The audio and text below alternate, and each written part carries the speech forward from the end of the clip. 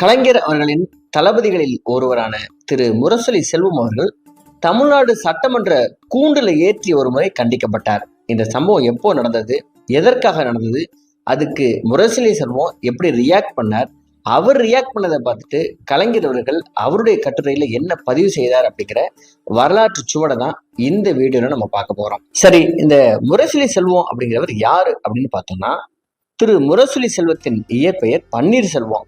1940ஆம் ஆண்டு மார்ச் மாதம் 1ஆம் தேதி திராவிட இயக்கத்தின் மூத்த தலைவர்களில் ஒருவரான சர் ஏ.டி. பன்னீர்செல்வம் விமான விபத்துல காலமாகிறார்.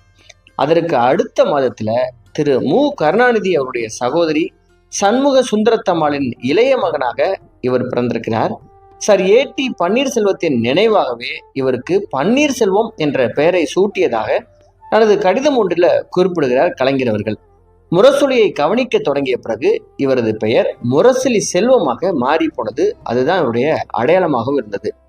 இவர் இளைஞராக இருந்த காலத்திலிருந்தே தனது சகோதரர் முரசொலி மாறனுடன் இணைந்து முரசொலியின் பணிகளை இவரும் கவனிக்க ஆரம்பித்தார். 1989 முரசொலி மாறன் மத்திய அமைச்சராக பொறுப்பு ஏற்ற போது முரசொலியோ ஆசிரியரின் பொறுப்பு முரசொலி செல்வத்துக்கு வந்து சேர்ந்தது. முரசொலி இதழ்ல சிலந்தி அப்படிங்கிற பெயரிலும் முரசொலி எஸ் செல்வம் என்ற பெயரிலும் இவர் தொடர்ந்து எழுதி வந்திருக்கிறார். இவரது சகோதரரான முரசொலி மாறன் நாடாளுமன்ற உறுப்பினராக மத்திய அமைச்சராக இருந்திருக்கிறார். கட்சி பொறுப்புகளிலும் இருந்திருக்கிறார். ஆனா செல்வம் இது போன்ற எதையுமே விரும்பியது இல்லைன்னு சொல்றாங்க.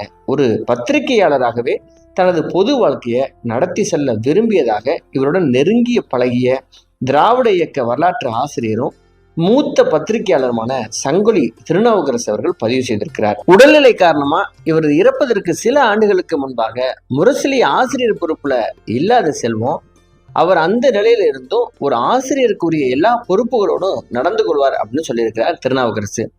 பொதுவாகவே அந்த முரசொலியின் எல்லா பக்கங்களையும் அவர் வாசிப்பாராம். நன்றாக இருந்தா அந்த எழுதியவர்களை கூப்பிட்டு பாராட்டுவாராம். இல்லாவிட்டால் ஏன் இப்படி வந்தது அப்படின்னு கேள்வி எழுப்புவாராம். மரணம் வரைக்கும் அவர் முரசொலியின் பத்திரிகையாளராகவே இருந்தார் அப்படின்னு பதிவு பண்ணியிருக்கிறார் திருநாவுக்கரசு அவர்கள்.